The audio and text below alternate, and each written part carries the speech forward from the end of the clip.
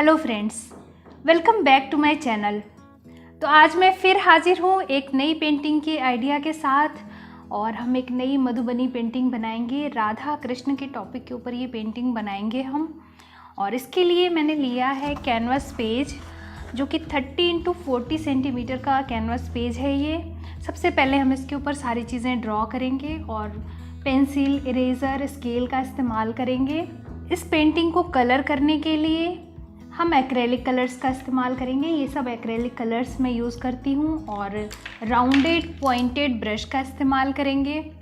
साथ ही कलर को मिक्स करने के लिए और पतला करने के लिए हमें ऐसे एक ट्रे की ज़रूरत पड़ेगी। तो ये सारी चीज़ें आपके पास होनी चाहिए। और इस पेंटिंग को आप चार्ट पेपर, ड्राइंग बुक पे भी बना सकते हैं, कैनवास पर, स्ट्रेच्ड कैनवास या कैनवास पैड पे भी बना सकते हैं, हैंडमेड पेपर पे भी बना सकते हैं। तो आपकी चॉइस जैसी हो उस हिसाब से आप बनाइएगा। और मेरा सजेशन है कि मेरे साथ साथ बनाइएगा और हम स्टेप बाय स्टेप एक साथ चलेंगे। तो चलिए शुरू करते हैं। दोस्तों, इस पेंटिंग में हम 3 बॉर्डर बनाएंगे। सबसे पहला पतला बॉर्डर 1/2 सेंटीमीटर का लेंगे और इसके बाद एक चौड़ा बॉर्डर बनाएंगे जो कि 1.5 सेंटीमीटर का होगा।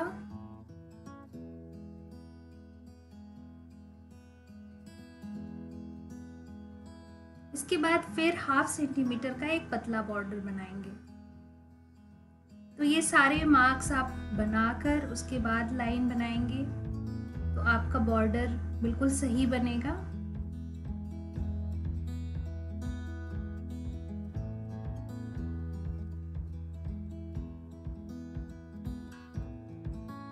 आप एक से ज़्यादा बॉर्डर डिज़ाइन भी बना सकते हैं। मैंने अपने कैनवस पेज की लंबाई और चौड़ाई के हिसाब से बॉर्डर डिसाइड किया है। अगर आपने बहुत बड़ा पेज लिया है, आप पूरे चार्ट पेपर पे बना रहे हैं या बड़ा कैनवस लिया है आपने, तो आप 2 बॉर्डर बनाएंगे तो और भी अच्छा लगेगा। सबसे पहले हम सारी बॉर्डर लाइंस ड्रॉ कर लेंगे। तो अच्छे से डॉट लगाकर और लाइंस बनाइए ताकि ये बिल्कुल सही बने।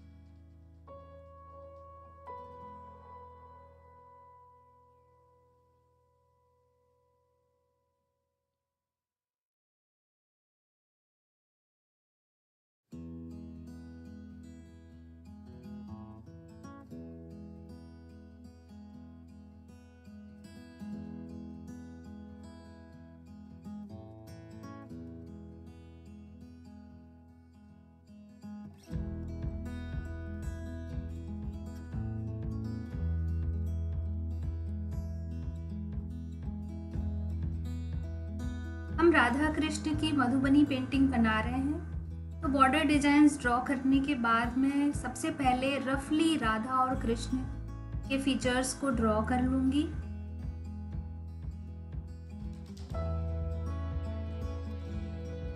सारी आकृतियों को रफली ड्रॉ कर लेने के बाद मैं इनके लुक्स को और इम्प्रूव करने का प्रयास करूंगी। तो सबसे पहले तो मुझे ये देखना है कि मुझे कितनी स्पेस में राधा और कृष्ण को बनाना है और उसके बाद इतना स्पेस बचाकर उसमें बाकी चीज़ें बनानी हैं और डेकोरेशन के लिए यूज़ करना है। तो इसलिए मेन फीचर्स जो हैं उनको सबसे पहले ड्रॉ करेंगे। तो राधा कृष्ण को मैं सबसे पहले ड्रॉ करूँगी। एक रफली आइडिया हो जाएगा कि कितनी जगह इसमें लगने वाली है। इसके बाद बाकी स्पेस को मैं यूटिलाइज करूँगी।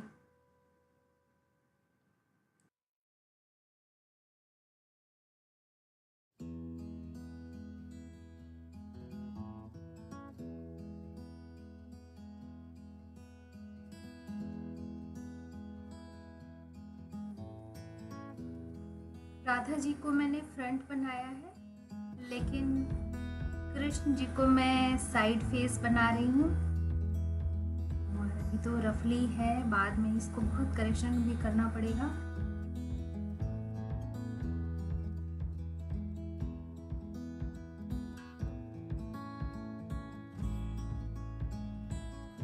कृष्ण जी की आकृति में पगड़ी और घुंघराले बालों के साथ बनाना चाहती हूँ। तो ये मैं पगड़ी ड्रॉ कर रही हूँ रफली। इसको मोर पंख के साथ मैं डेकोरेट करूँगी बाद में।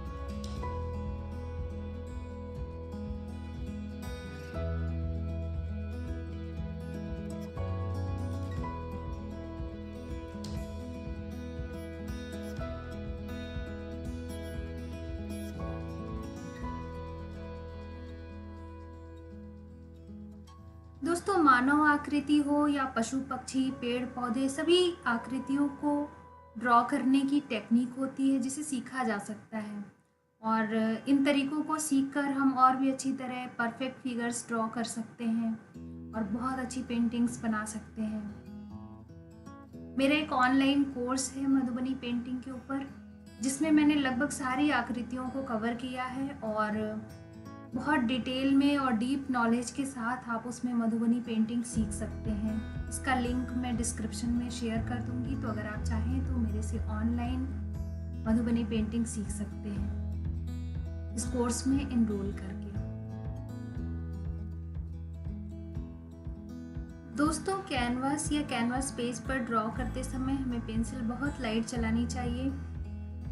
बहुत दबाकर चलाने से गहरे निशान बन जाते हैं और अगर आपको कुछ करेक्शन करना पड़ा तो वो आसानी से इरेज नहीं होते हैं। इसलिए सबसे पहले लाइट ड्रॉ करना चाहिए, बाद में हम इसे डार्क कर सकते हैं।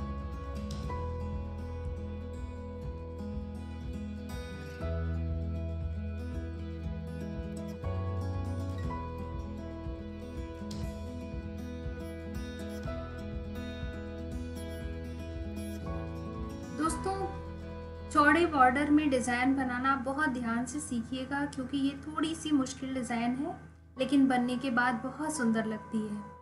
तो जैसे कि आप देख सकते हैं कि सबसे पहले मैंने ऊपर की लाइन में 1 सेंटीमीटर के गैप पे निशान लगाए हैं।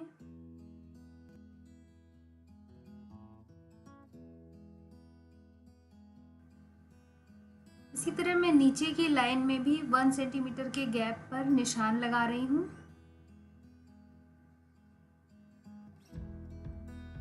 आपको ये डिज़ाइन बहुत ध्यान से सीखनी पड़ेगी।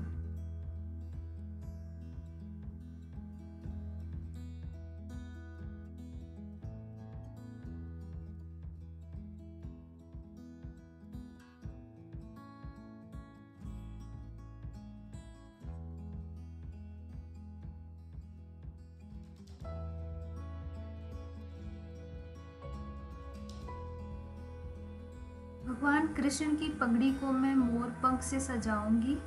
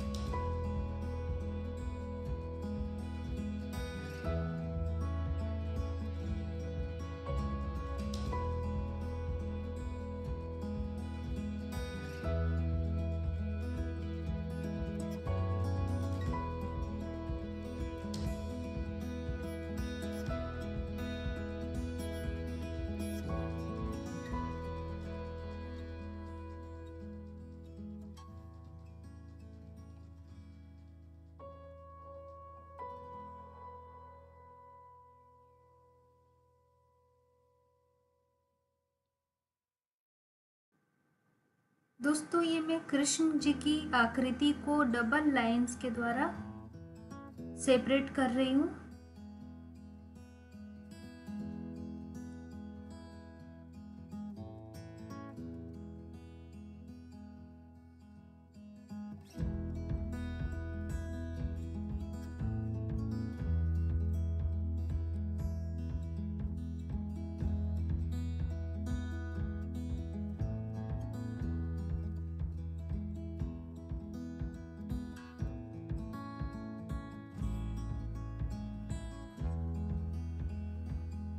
जब हम कचनी स्टाइल में मधुबनी पेंटिंग बनाते हैं तो जनरली डिटेलिंग कलरिंग के बाद की जाती है, क्योंकि बहुत सारी पतली पतली लाइंस और पैटर्न्स बनाने होते हैं। लेकिन चूंकि इस पेंटिंग में हमें रंग भरने हैं और ये भरने स्टाइल में मैं बना रही हूँ, तो ये सारी डिटेलिंग जो है ज्वेलरी और क्लॉथ्स की, ये सब मैं अभी कर लूँगी, तो कलर करने में आसानी रहेगी और इनकी ब्लैक आउटलाइनिंग भी हो जाएगी बनाने के बाद, तो ये मिटेंगे नहीं।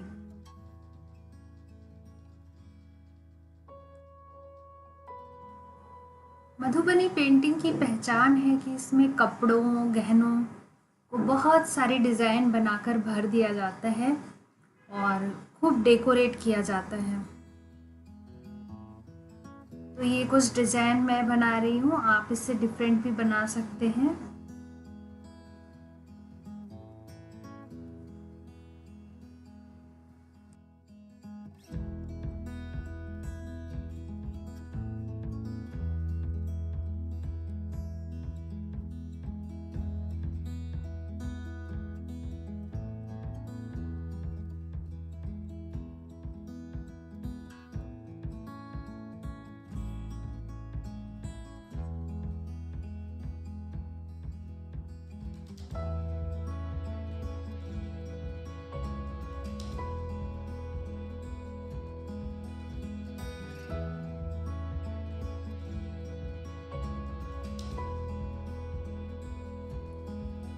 दोस्तों मधुबनी पेंटिंग की खासियत है कि इसे बहुत सारे लाइंस, पैटर्न्स, डिज़ाइन और शेप से सजाकर बनाया जाता है और यही खासियत इसे बाकी आर्ट फॉर्म से अलग करती है।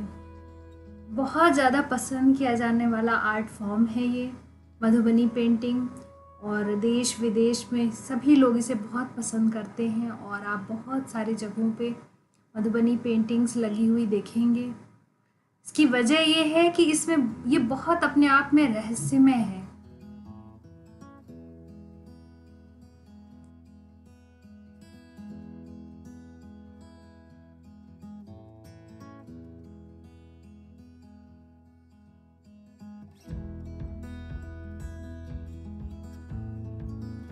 मोर की आकृति अभी तक मैंने रफ ही बनाई थी, तो अब मैं इसे फेयर करूंगी और इस शेप को करेक्ट करके इसे बहुत सारी आकृतियों से डेकोरेट करूंगी। और जैसे कि दोस्तों मैंने कहा कि मधुबनी पेंटिंग अपने आप में बहुत रहस्यमय है। इसमें आप देखेंगे कि किसी एक आकृति के अंदर और बहुत सारी आकृतियां बनाकर उसमें ऐसा सामंजस्य दिखाया जाता है जो कि शायद मधुबनी पेंटिंग में ही संभव है। आपने जरूर कोई ऐसी पेंटिंग देखी होगी कि एलिफेंट बना रखा है और उसके अंदर मोर, तोता, भंवरा या फिश वगैरह, पेड़ पौधे, फूल वगैरह बना दिए हैं और अब फिर भी वो बहुत खूबसूरत लगता है और ऐसा कुछ ऑड नहीं लगता।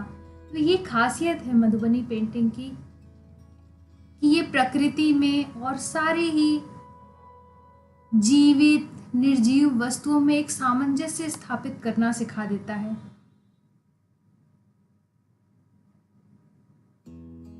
इस मोर की आकृति को भी मैं फिश की आकृति से सजाऊंगी और इसके साथ और बहुत सारे डिजाइन भी बनाऊंगी, मगर इसमें फिश बनाऊंगी और ये बहुत ही खूबसूरत लगता है ये कॉम्बिनेशन। दोस्तों फिश बनाना मैंने दूसरे वीडियोस में भी सिखाया है और बहुत ही पसंद किया गया है वो वीडियो, तो आप उसमें देखकर भी सीख सकते हैं।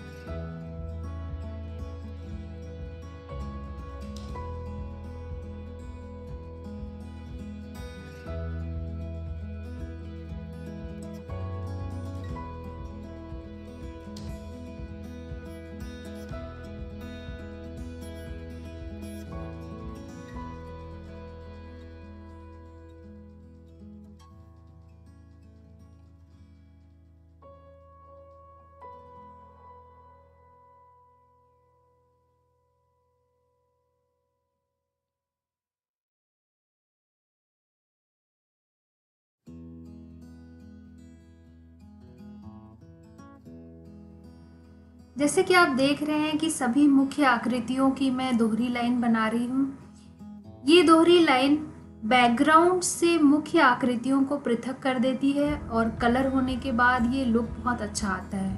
और मधुबनी पेंटिंग की ये पहचान तो है ही, दोहरी लाइन बनाना।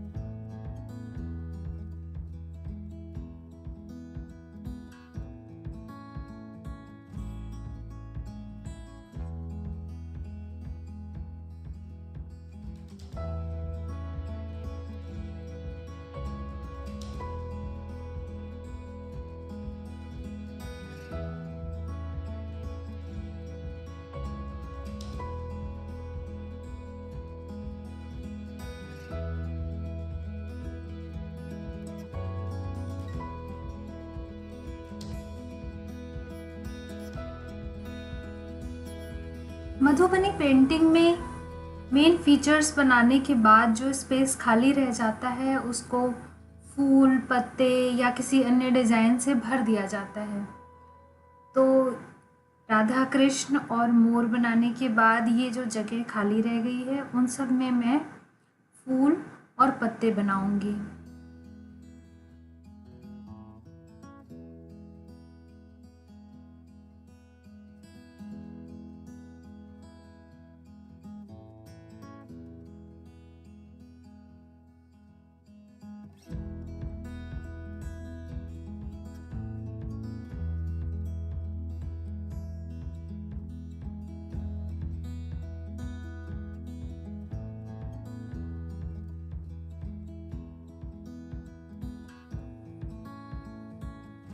ये हिस्सा मोर के फैले हुए पंख का है, तो इसमें मैं मोर पंख जैसी डिज़ाइन बना रही हूँ।